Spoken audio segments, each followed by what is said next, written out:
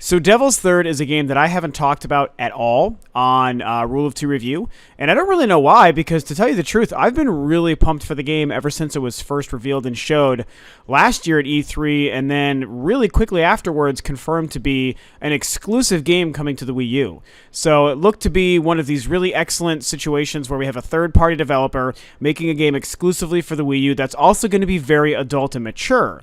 Typically, we don't really get those, but we know that we did. We were recently blessed with Bayonetta 2, which went fantastically for the Wii U. We know that we also have Fatal Frame 5 coming up, already released in Japan, coming up at the end of this year for the Wii U. And then, of course, Devil's Third, another great situation where we were going to see something like that. The game looked like a lot of fun.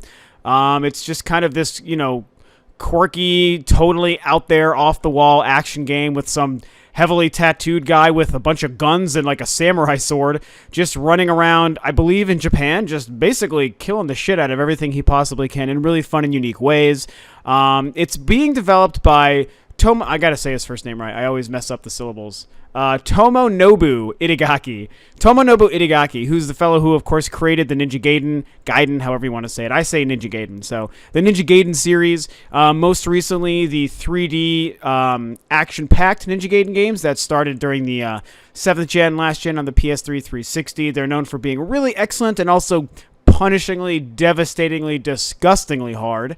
And this is his first project since stepping away from Ninja Gaiden and working with his new studio, Valhalla Studios. So it was really cool to know that someone like him was going to make this, his next big action game exclusively for Nintendo and the Wii U. The game has been made. It has a release date of August this year, I think, in Japan and the UK. Maybe Australia is there. Not 100% sure about Australia, but for sure Japan and the UK. It's got its release this year. Most of us were actually expecting to hear from it during E3 from Nintendo. Most likely at their digital event, but at the worst case scenario, at least to have seen it on the show floor, seen it demoed at the Treehouse, confirmation of a release date, and a lot of information on like the online mode, which is supposed to be very revolutionary and a lot of fun, especially for the Wii U, which doesn't have a whole lot of online purpose. And it was nowhere to be seen, and this was like a really big deal, and all these red flags started going up because Nintendo overall, because their digital event wasn't great, and the fact that this one game wasn't highlighted at all, it made us all very nervous about what Nintendo was doing with this game and what the future of this game was going to be. Fast forward to the last couple of days where there's been a lot of reports back and forth talking about the future of the game. Is it going to release in the States? Is it not going to release in the States? Is Nintendo going to publish it? Are they not going to publish it? If it releases, will it be digital or will it not get released at all? That's kind of been the fear that for some reason it's not going to come to the States. There's been a couple of rumors reporting that being potential. However, luckily there was some information and a quote from Itagaki himself that showed up on a couple of news sites this morning where he has basically confirmed that it will be releasing in North America. Why do I say this? Because his exact quote reads, "I will release Devil's Third in North and South America." So there we go. Our two continents on the west side of the planet, of the globe, will actually get this game. Now, the fact that it's being confirmed through Itagaki and hasn't been mentioned by Nintendo is a little bit strange. And the fact that he had to confirm it in such a way without giving any details is also a little bit strange. So as far as the release date and the release structure of the game, that remains to be seen. I have a very huge fear in my heart that it's going to be released only digitally, and I was actually on a podcast last night, the Reboot Unbiased Nintendo podcast. There's a couple different names they're throwing out there. I don't think that they know what they're going to call it yet. But it's a great podcast. I got to do it with a bunch of some of my favorite people, Bear Hugger, Active Sin, Coupon Strives, and all that stuff, and a couple other cool people. It was a lot of fun, and we actually talked about this a little bit. There is a concern about this game being a digital-only release, and although I would rather take that than nothing, and I would absolutely buy and support it, I don't want that. You know me, I hate buying games digital. I don't want anything digital. I want physical games. I want a stack of game cases. I want receipts. I want a game that I could trade in if I ever wanted to down the road. And I want something that won't be worthless if my system breaks or if I trade that system and I can still have a physical game to use on another one down the road. And that's the way gaming is supposed to be, I think. So I don't want this game, a game that I'm very excited for and want to play, to be a digital-only download.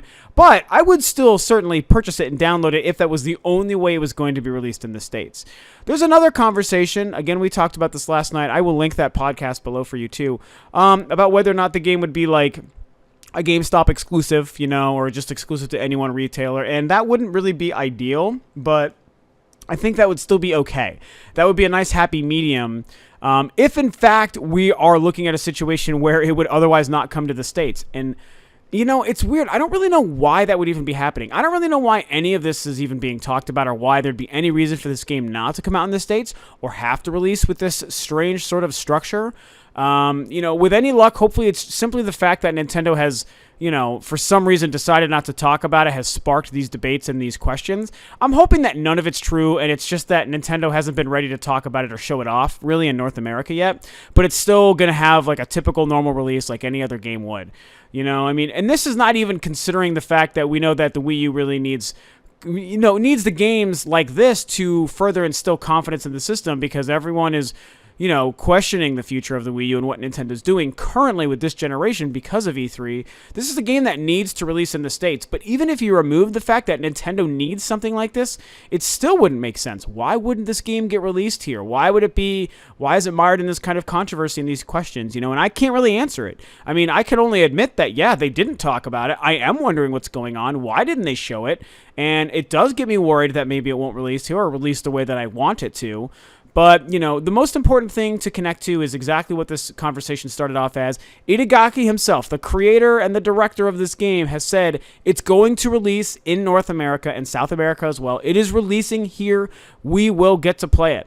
So all our friends in Canada, here in North America, and everyone below us in South America, we're all going to get a chance to play this game, just like Japan and the UK. It's going to release here. I don't know what else is going on with it. With any luck, we get more information over the next couple of weeks or maybe next month.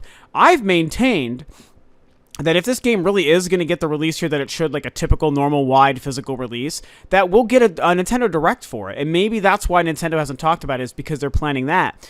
Typically, especially with like a third-party game like they did with Wonderful 101 or Bayonetta or Hyrule Warriors, they give us a Nintendo Direct so that the developer can have 30 minutes or so to show off to the world and the internet why their game is going to be great, what it's going to be about, how you can use the gamepad, what's the online features going to be, what's the story, what's the release date, all these things.